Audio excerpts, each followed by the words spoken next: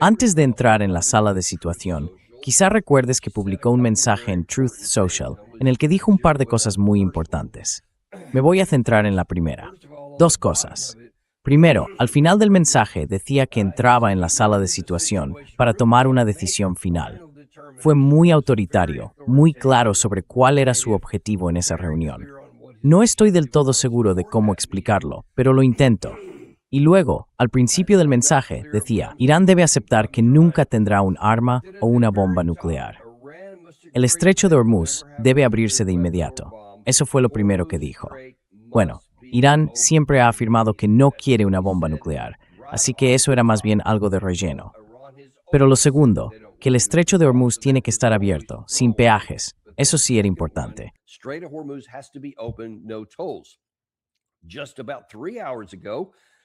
Hace unas 3 horas, el Parlamento iraní dijo algo así como, ¿qué tal esto?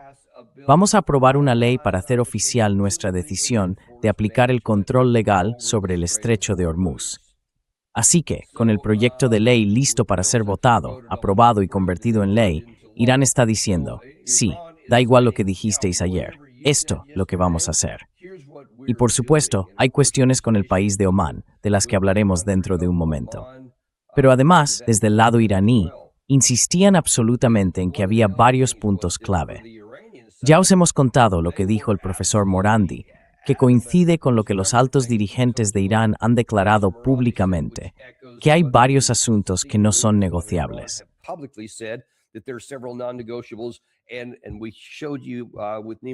Y ayer lo vimos con Nima al-Horshi, que fue muy claro al decir que quizá lo más importante de todo, entre lo que no se puede negociar, es la guerra de Israel contra Hezbollah en el Líbano.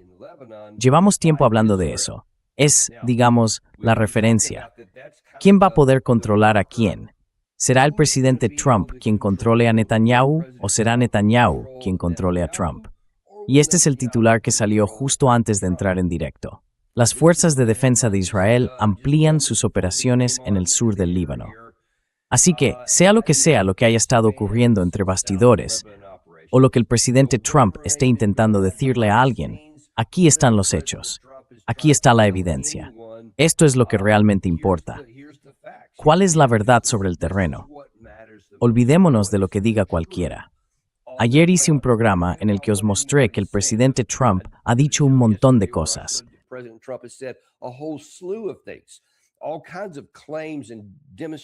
Todo tipo de afirmaciones, manifestaciones, exigencias y demás, nada de eso se ha cumplido. Así que la pregunta ahora es, ¿hacia dónde vamos a ir? Y antes incluso de decidirlo, veamos qué fue lo que pasó ayer. Quiero dar la bienvenida al señor Barnes. Le agradecemos mucho que esté con nosotros. Es abogado constitucionalista, con una gran visión política, y por eso nos alegra tanto tenerle aquí. Además, está muy bien conectado en Washington, aunque vive en Tennessee. Podéis encontrarle en X y en su programa junto a Viva Fry en vivabarneslaw.locals.com. Robert, de verdad te agradezco que estés con nosotros hoy, sobre todo siendo sábado. Lo valoro mucho. Bienvenido de nuevo al programa. Sí, ha sido una época interesante, no hay duda de eso. Bueno, la verdad es que sí, y entiendo que tengas que proteger tus fuentes y todo eso, y que no puedas contar todo lo que sabes. Pero ojalá puedas darnos un poco de contexto, porque cuando Trump estaba tan seguro ayer, voy a tomar una decisión final sobre esto, entra en esa reunión en la Casa Blanca, en la sala de situación, y luego sale, y todo el mundo dice que no hay respuesta.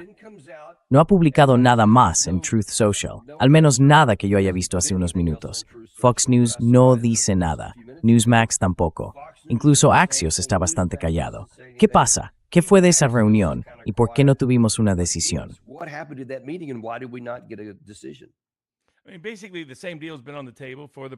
Básicamente, el mismo acuerdo ha estado sobre la mesa para el presidente desde hace más de un mes, desde principios de abril. El acuerdo original de alto el fuego era un alto el fuego total, también en el Líbano y en lo que respecta a Israel, y sin bloqueo. Y si no había bloqueo y había un alto el fuego en el Líbano, entonces el estrecho de Hormuz quedaba abierto al tráfico. Se pagaría algún tipo de tasa medioambiental, o como se llama el peaje, pero se pagaría. En aquel momento, ese era el acuerdo. No exigía liberar fondos ni levantar sanciones. Solo pedía que no hubiera bloqueo y que Israel no emprendiera una guerra en el sur del Líbano. Israel lo incumplió de inmediato. Israel se negó a retirarse.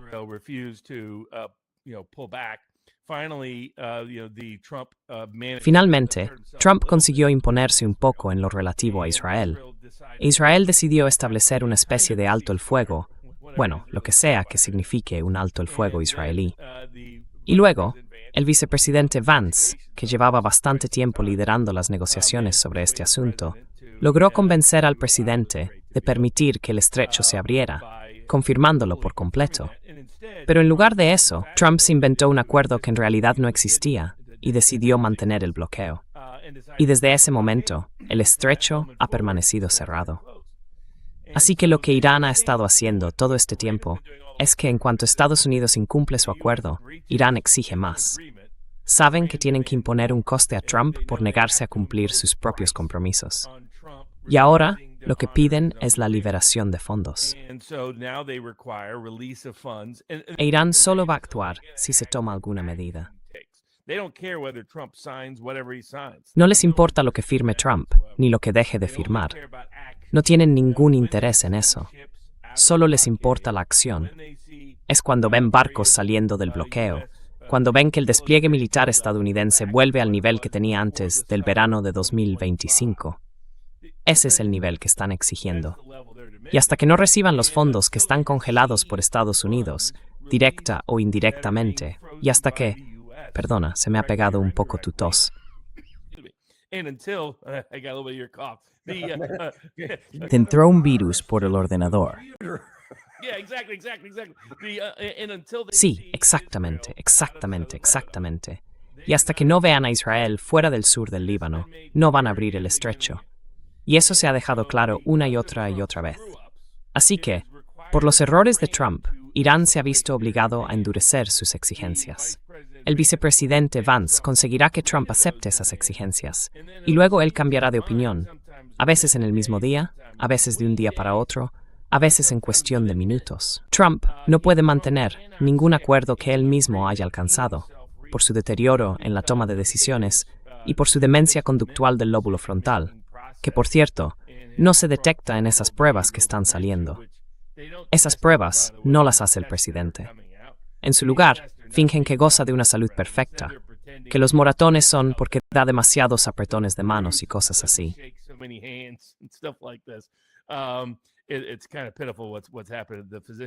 Es bastante lamentable lo que ha pasado en la consulta del médico allí, pero básicamente teníamos otro acuerdo y Trump no cumplió con lo que había prometido. Otra vez, porque en cuanto escucha críticas del lobby israelí o del entorno de Fox News, se echa atrás de inmediato. En cuanto oye una comparación con Obama, entra en pánico, se encierra en un rincón y dice no, vamos a exigir algo totalmente distinto. Y ahora dice que Irán aceptará eso, sabiendo perfectamente que Irán no lo va a aceptar. La realidad es que hasta que no reduzcamos nuestras operaciones militares al nivel en que estaban antes del verano de 2025, hasta que no levantemos el bloqueo, hasta que Israel no salga del Líbano, y hasta que al menos 12.000 millones de dólares lleguen a las cuentas iraníes procedentes de fondos estadounidenses congelados, el estrecho seguirá cerrado y la economía global se acercará, cada vez más, al saque del precipicio.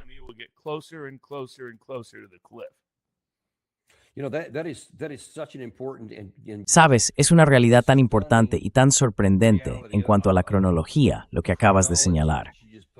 Creo que fue el 8 de abril cuando llegamos a un acuerdo. Y tanto Abbas Araghchi como Trump, al parecer, planeaban hacer declaraciones simultáneas en sus redes sociales diciendo que el estrecho estaba abierto y que todo el mundo iba a abrirse para poder iniciar negociaciones. Y como señalas, en ese momento no se hablaba de 24.000 millones de dólares. No había nada de eso, ni tantas sanciones en realidad. La idea era abrirlo primero y luego hablar. Pero cuando Trump publicó su mensaje, dijo que nuestro bloqueo seguiría cerrado. Y claro, a las pocas horas lo retiraron todo, y al final no se abrió nada.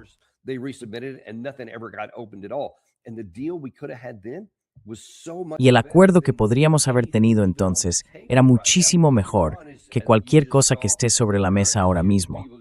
Porque Irán, como acabas de ver, o como la gente acaba de ver con esta publicación que acabo de hacer hace un momento, de esta mañana, el Parlamento iraní ha dicho, mira, ahora lo vamos a convertir en ley.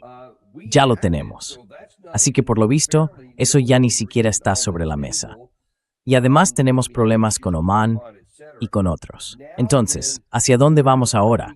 Quiero conocer tu reacción a un par de cosas que han pasado desde aquella reunión. Pero según tú, ¿qué viene después? ¿Qué está ocurriendo entre bastidores? Así que el vicepresidente Vance sigue intentando conseguir el mejor acuerdo posible, y Trump no deja de hacerlo saltar por los aires y de tirar de la alfombra. Cada vez más, empiezo a llamarlo el segundo mandato de Trump. La presidencia del engaño empezó con sus criptomonedas de broma y ha continuado con la guerra con Irán. Los archivos de Epstein apoyaron a gente como Thomas Massie y Marjorie Taylor Greene. Pero, como dije la última vez que estuve aquí, mencioné que si Massie ganaba, nosotros nos retiraríamos. En cambio, si conseguían sacar a Massie, eso motivaría a Trump a seguir dentro. Y por desgracia, eso es justo lo que ha pasado. Ha interpretado mal los resultados de esas elecciones. Y claro, los conservadores mayores que ven Fox News pueden dominar unas primarias republicanas en la zona rural de Kentucky, pero no van a dominar las elecciones al Senado, a gobernador o a la Cámara en otoño. Pero últimamente, a Trump le encanta mezclarlo todo.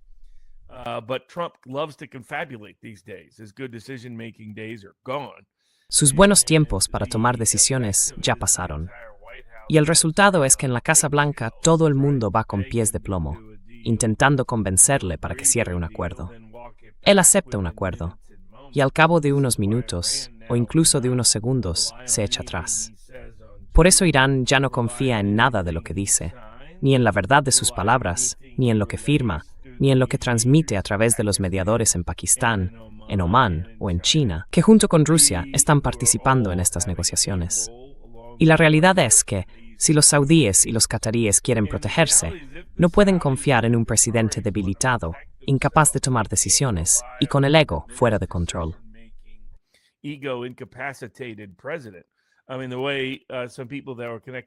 Quiero decir, la forma en que algunas personas que estuvieron en las reuniones de ayer lo describieron fue algo así como: Trump no quiere el juguete, Trump tira el juguete, Trump grita hasta que le dan otro juguete. Básicamente, es la mentalidad de un niño de 2 años, es la mentalidad de mi nieto. Y tristemente, ahí es donde está el presidente. Así que no consiguen que actúe. Y ahora Irán va a responder solo con hechos. No les importa lo que diga, no les importa lo que firme. Ha traicionado toda la confianza en ese sentido. Están en alerta constante ante un posible ataque. Lo que se le ha dicho a Estados Unidos es que tienen que ver que los barcos se retiren del bloqueo.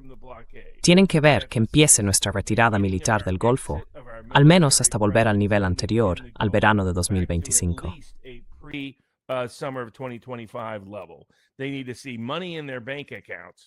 Necesitan ver dinero en sus cuentas bancarias y necesitan ver a Israel fuera del sur del Líbano.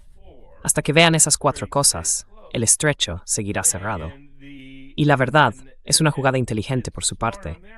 Si los saudíes y los cataríes van en serio, tienen que... Sé que ha habido conversaciones entre bastidores por parte de los saudíes y sobre todo de los cataríes sobre la posibilidad de cerrar las bases militares estadounidenses en la región en el próximo año. Tienen que ir más allá. Eso tiene que hacerse público. Y sinceramente, tiene que haber una humillación constante y continua de Trump hasta que adopte una postura razonable. De lo contrario, se llevará por delante la economía mundial entera y también al Partido Republicano.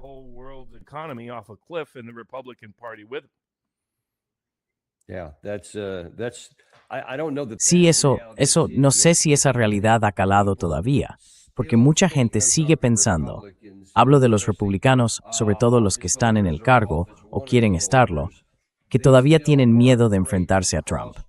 Porque sigue existiendo, o al menos se cree que sigue existiendo, ese poder electoral que al parecer demostró en el caso de Thomas Massie.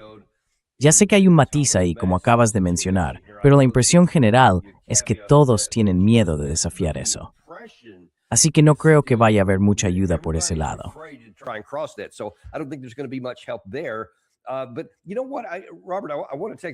Pero ¿sabes qué, Robert?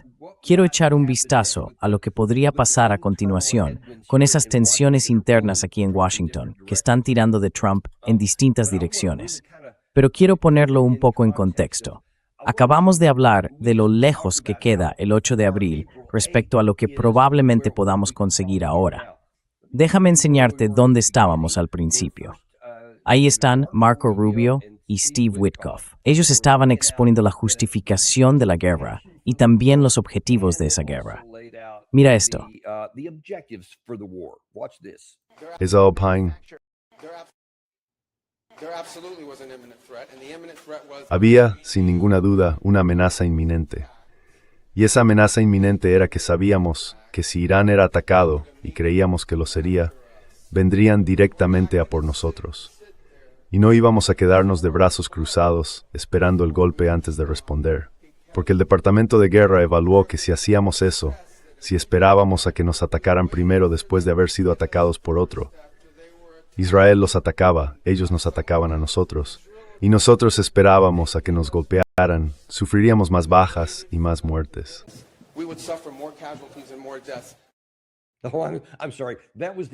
Lo siento, ese era el Marco Rubio no autorizado admitiendo que la amenaza inminente era en realidad un ataque israelí contra Irán.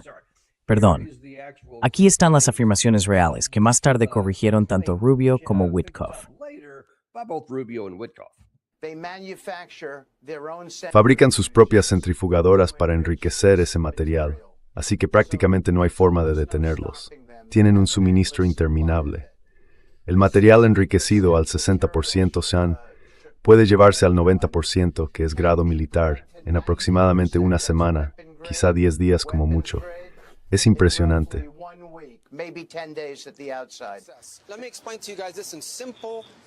Dejad que os lo explique de forma sencilla. Irán está gobernado por fanáticos religiosos. Tienen la ambición de conseguir armas nucleares. Su intención es desarrollar esas armas bajo la cobertura de un programa de misiles, drones y terrorismo para que el resto del mundo no se atreva a tocarlos por miedo a todo eso. Y ahora están más débiles que nunca. Este es el momento de actuar contra ellos. El presidente ha tomado la decisión de hacerlo. Y lo ha hecho de sus misiles marina, en sus drones, y de fabricar esas cosas para que nunca puedan tener un arma nuclear.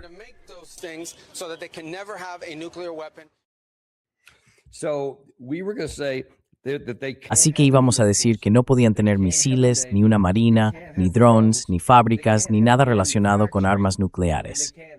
Eso fue lo que establecimos. Era el 2 de marzo, y todo esto se afirmó, como dijo Witkoff allí, y lo dijo en el programa de Sean Hannity, sobre todo antes incluso de que empezara la guerra. Dijo, Dios mío, podrían estar a una semana o 10 días de tener una bomba nuclear. Teníamos que entrar allí. Eso era lo que teníamos en ese momento. ¿Crees que llegaremos a ver siquiera sombra de todo eso al final?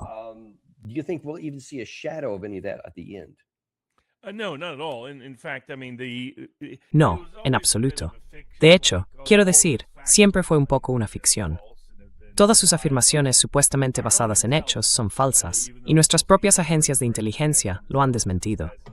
Aunque Tulsi Gabbard, la directora de Inteligencia Nacional, ha sido apartada. Amaryllis Fox, que era su adjunta y además nuera de Robert Kennedy, también fue apartada. Joe Kent dimitió en protesta por esta guerra. Michael Anton, del Departamento de Estado, también dimitió. Él fue quien diseñó la estrategia de seguridad nacional que decía que no íbamos a involucrarnos en más guerras en Oriente Medio.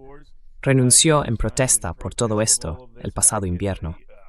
Así que, los únicos que quedan en el bando contrario a la guerra son el vicepresidente Vance y el subsecretario de Defensa, Elbridge Colby, que escribió la Estrategia de Defensa Nacional, que también decía que no íbamos a hacer más guerras en Oriente Medio.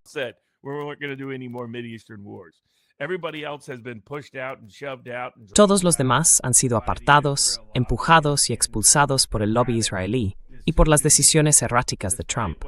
a pesar de lo que hoy hayan contado en público esas personas o sus representantes. Esa es la verdad del asunto, y saldrá a la luz a su debido tiempo. Eso deja a gente como el vicepresidente Vance aún más aislada, porque ha habido una guerra interna entre el grupo de Rubio y el lobby israelí para marginar al vicepresidente Vance, filtrando información a medios vinculados a Murdoch, como el Daily Mail, el New York Post o el Wall Street Journal, entre otros. Vance no está centrado en sus propias aspiraciones presidenciales para 2028, porque ve lo que se avecina, que ahora mismo los republicanos serían barridos en las elecciones de mitad de mandato y en las de 2028, principalmente por culpa de esta guerra.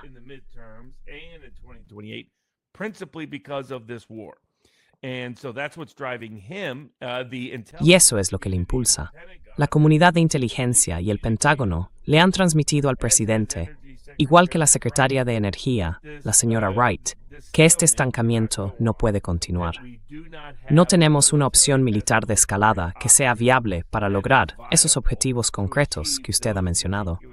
Ya no existe un mecanismo diplomático para alcanzarlos.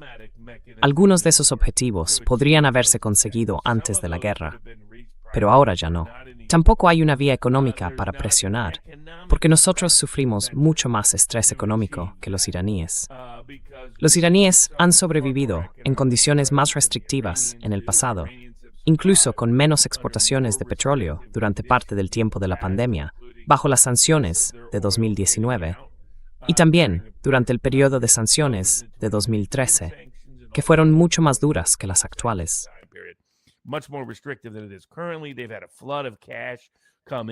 Han tenido una avalancha de dinero entrando durante marzo y abril por el enorme aumento del precio del petróleo iraní. Así que, en resumen, Irán está en una posición muy ventajosa porque puede soportar el daño mucho mejor que nosotros y puede escalar el conflicto de una forma mucho más peligrosa para nosotros. Y eso les da ventaja. Por eso no vamos a ver una reducción ni de sus misiles, ni de sus drones, ni de su capacidad de fabricación para producir ambos. No va a pasar. Y como se ha informado, el Pentágono filtra información, la CIA filtra información, y las agencias de inteligencia también, todo porque el presidente no escucha. Y ellos saben que él lee todos los días el New York Times. Así que piensan, publiquemos una historia en el New York Times para que se le recuerde lo que se suponía que debía haber aprendido antes. Tristemente, así es como se ven obligados a actuar.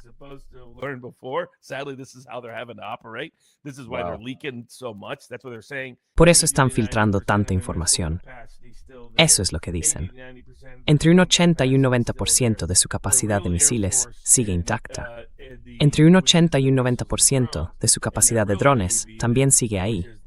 La verdadera fuerza aérea, que son sus misiles y sus drones, y la verdadera marina, que son los drones submarinos, las lanchas rápidas, los mini submarinos, todo eso sigue presente. Todo eso sigue plenamente operativo. Todo eso sigue siendo capaz de causar un daño enorme a los intereses económicos de Estados Unidos y del mundo. A Trump se lo han dicho una y otra vez.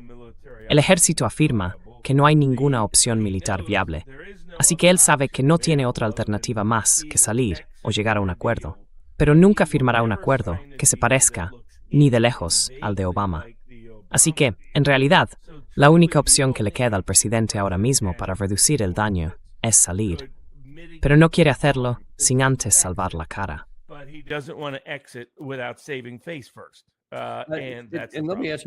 Déjame hacerte una pregunta sobre eso, porque Gary acaba de poner esto en pantalla. Has comentado que ya casi no queda nadie del lado del vicepresidente Vance que hable con sensatez, pero parece que el secretario de Guerra, Pete Hegseth, sigue con ganas de volver al conflicto, al combate. ¿Qué sabes de eso?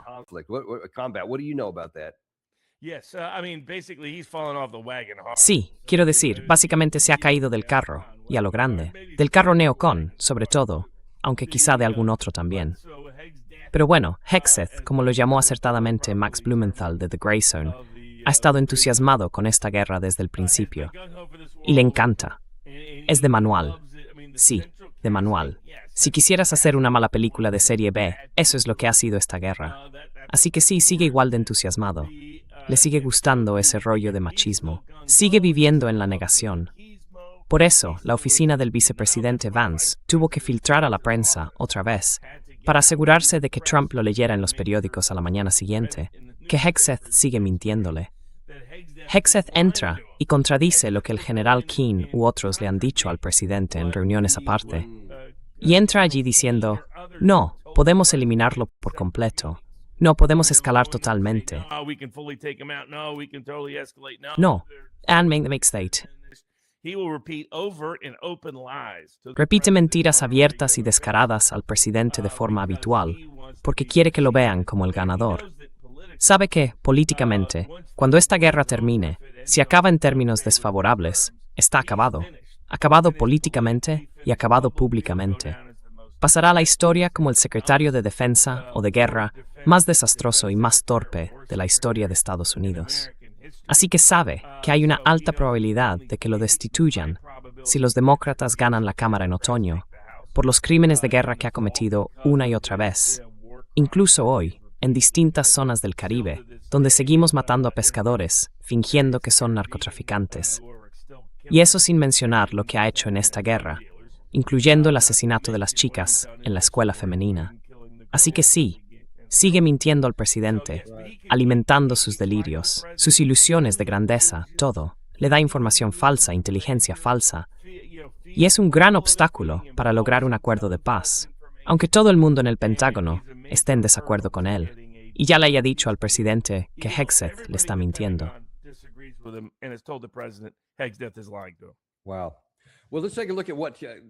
Vaya. Bueno, vamos a echar un vistazo a esto. Hay un par de cosas distintas que quiero enseñarte. Una de ellas podría ser quizá una buena señal. Me gustaría que hablaras sobre esto. Te voy a mostrar aquí a Rebecca Heinrichs, en Fox, ayer, después de la reunión que no produjo esa decisión tan contundente de la que el presidente Trump había hablado antes. Y Rebecca Heinrichs siempre ha sido, casi como Hegseth, totalmente partidaria del combate.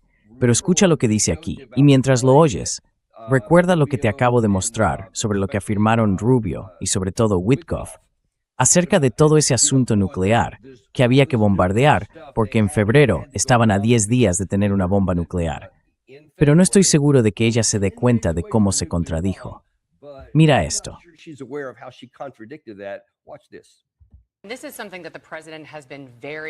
Esto es algo en lo que el presidente ha sido muy coherente durante toda la guerra. Para él, es de máxima importancia que Estados Unidos desmantele y elimine el material nuclear. Así que estoy de acuerdo con la evaluación del presidente de que ahora mismo está sepultado. Quiero decir, las operaciones Midnight Hammer y Epic Fury ya han degradado de forma significativa el programa nuclear. Por eso rechazo la idea de que cualquier acuerdo, incluso uno con el que no esté del todo satisfecho en materia nuclear, vaya a ser peor que el acuerdo de Obama. Porque partimos de una base completamente distinta. Su programa nuclear y la parte de armamento han sido destruidos.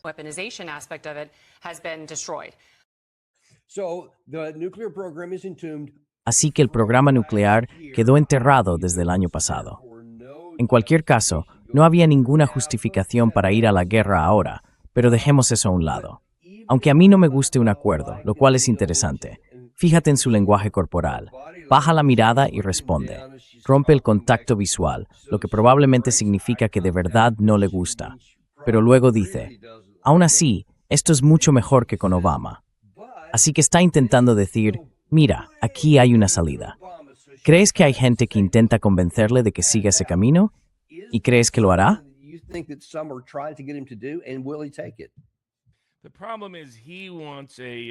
El problema es que él quiere un trofeo, y todo lo del material nuclear enriquecido tiene que ver con eso, con un trofeo. Por eso, aunque Irán había ofrecido en repetidas ocasiones antes de la guerra, igual que había hecho en el pasado, transferir su material enriquecido existente a Rusia, y Rusia se ofreció a aceptarlo e hizo esa propuesta también al presidente, el presidente Putin le hizo esa propuesta al presidente Trump.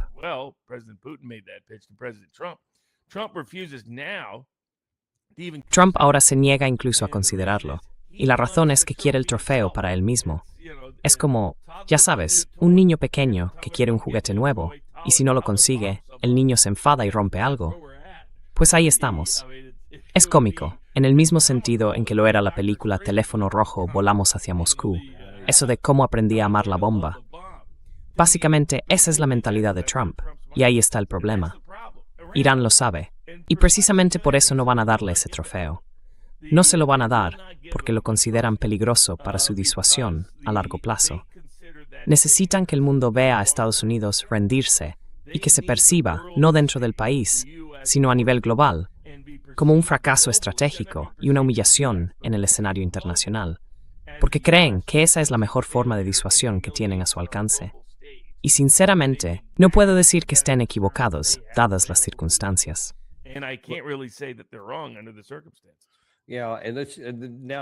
Sí.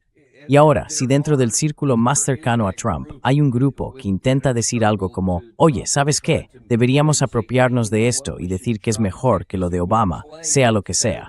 Hay otro grupo, encabezado por el general Jack Keane, que al parecer sigue en el bando de Hegseth.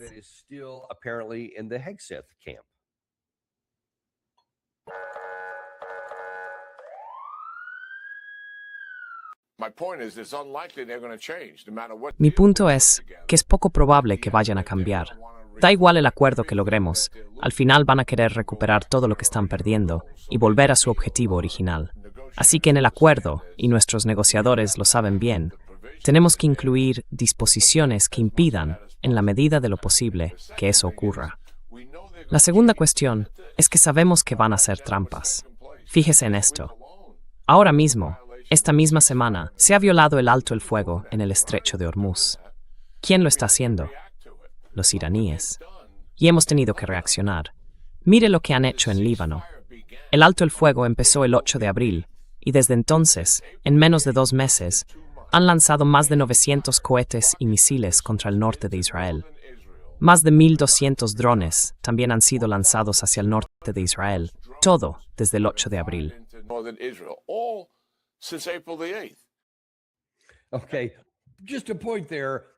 Vale, solo un apunte ahí. Primero, Irán no está en el Líbano disparando contra Israel, como él sigue diciendo. Ese es el error aquí. También conviene recordar que fue Israel quien invadió el Líbano el 16 de marzo. Así que empezaron esta guerra por su cuenta y ahora están sufriendo las consecuencias normales de ello. Pero, ¿qué opinas del resto? Porque ya sea alguien como J.D. Vance o como Heinrichs o incluso otros que están diciendo vaya problema, al ver los fundamentos de los que hablas, son conscientes de lo que pasa y dicen, esto no puede acabar bien para nosotros. Incluso puede que vean que nos dirigimos hacia una humillación nacional e internacional. Y luego están estos otros. ¿Qué crees que va a hacer el presidente Trump? ¿Hacia dónde vamos a partir de aquí en el poco tiempo que nos queda contigo?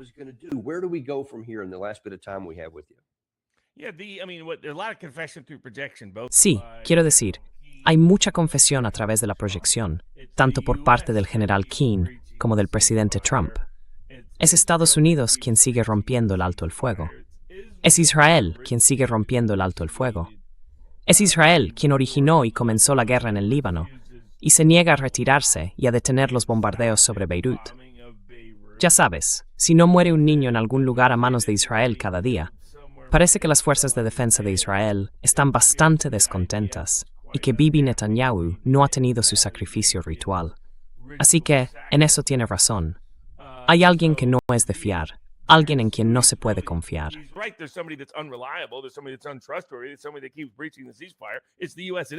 Hay alguien que sigue rompiendo el alto el fuego. Son Estados Unidos e Israel. Esos son. El problema es que el presidente está en una mentalidad en la que se niega a hacer un acuerdo. Siempre será así. Por eso Joe Kent tenía razón desde el principio. Si entendías cuál era la mentalidad del presidente y cuáles eran las motivaciones del lobby israelí, sabías que el presidente nunca firmaría un acuerdo. Así que nuestra mejor esperanza es salir de esto. Quiero decir, el presidente incluso andaba comentando con gente si podía despedir al vicepresidente, porque estaba enfadado con Vance por no estar de acuerdo con él sobre la guerra con Irán. Y es como, no.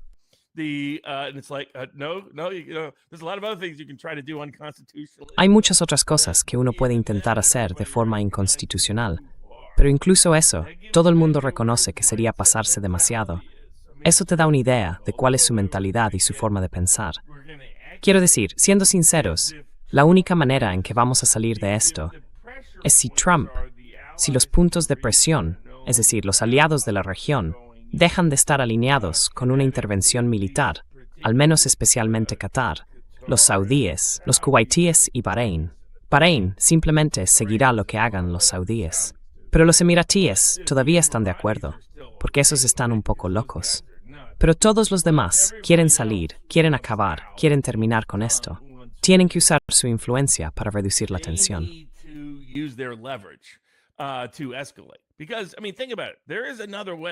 Porque, a ver, piénsalo un momento. Hay otra manera, y esta idea ya se ha comentado con el presidente. La forma en que Irán podría humillar de verdad a Trump sería, por ejemplo, si llegaran a un acuerdo con Pakistán o con algún otro país. Imaginemos que deciden hacerlo.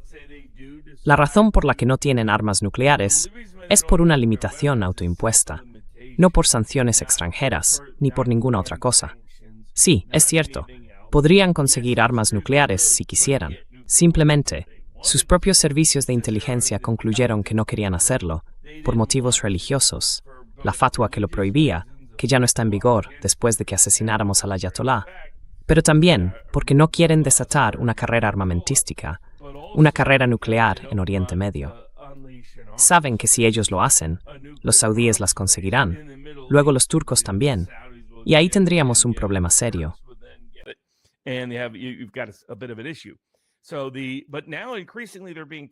Pero ahora, cada vez más, les están enseñando que quizá lo necesiten de todos modos.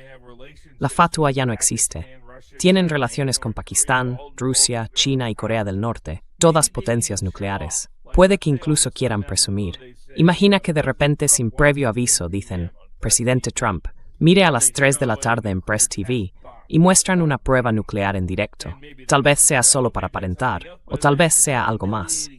Pero imagina lo humillante que sería eso para el presidente Trump, que en nombre de eliminar su arsenal nuclear, acabara inspirando y provocando que consiguieran un arma nuclear. Sería la humillación definitiva para el presidente. Esa idea se le ha planteado esta semana, la posibilidad de que algo así ocurra.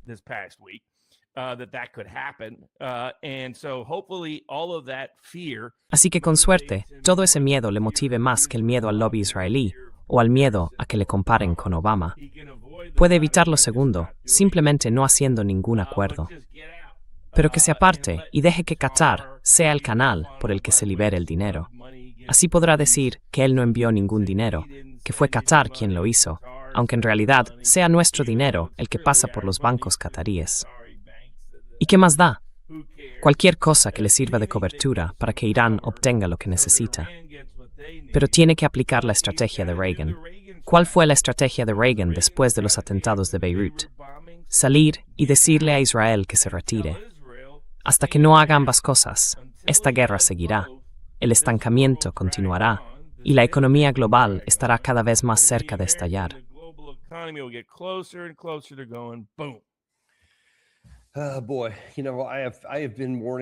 Mira, llevo años advirtiendo, y especialmente en los meses previos a esto, que podríamos, de forma perversa, empujar a Irán a conseguir la bomba. Justo lo que siempre hemos dicho que queríamos evitar. Puede que los estemos empujando a hacerlo. Le pido a Dios que lo que le hayan dicho al presidente no ocurra y que no descubramos que ya hemos cruzado esa línea, porque de verdad el mundo sería muy distinto al día siguiente de que eso pasara. Muy distinto a todo lo que he visto en mi vida. Y eso es algo de lo que no necesitamos preocuparnos. Así que sería un gran momento para o bien dar un paso atrás o bien negociar un acuerdo. Me da igual cuál de las dos cosas, pero resolvámoslo ya para que eso no ocurra. En fin, seguiremos atentos a cómo evoluciona. Oye, de verdad te agradezco mucho que hayas venido un sábado. De verdad que sí.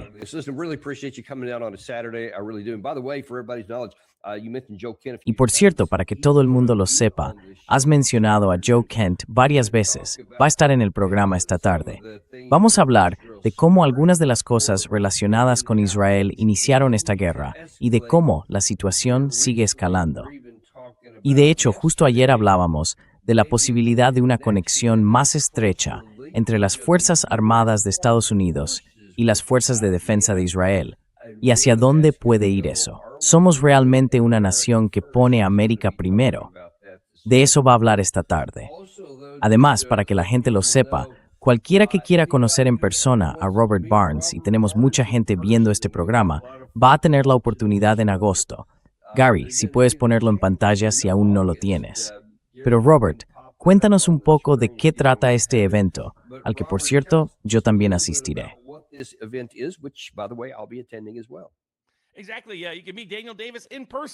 Exacto, sí. Podrás conocer en persona a Daniel Davis, también a Alexander McCouris y a Alex Cristoforo de The Duran. Conocerás a James Webb en persona y a Chase Hughes también en persona. Básicamente se trata de la conferencia anual del Centro Jurídico 1776. El Centro Jurídico 1776 ha representado a todo tipo de personas, desde los chicos de Covington hasta Joe Kent, Robin Gritz, varios denunciantes e incluso al agricultor Amish Amos Miller. En resumen, este es el principal mecanismo de recaudación de fondos para apoyar muchos casos relacionados con la libertad financiera, la libertad alimentaria, la libertad médica y la libertad política, frente al estado de vigilancia, el estado industrial, la gran agricultura, la gran industria farmacéutica, los grandes medios y todo lo demás.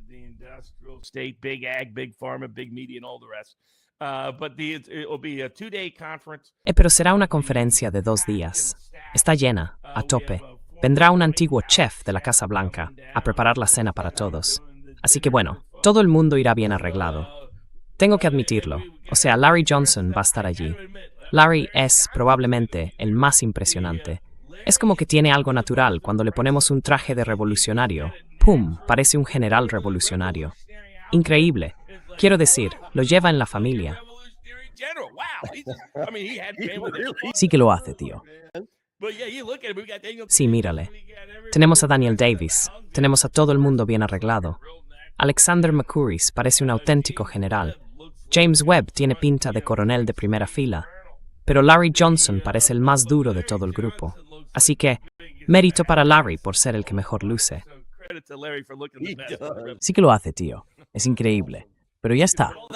1776lawcenter.com.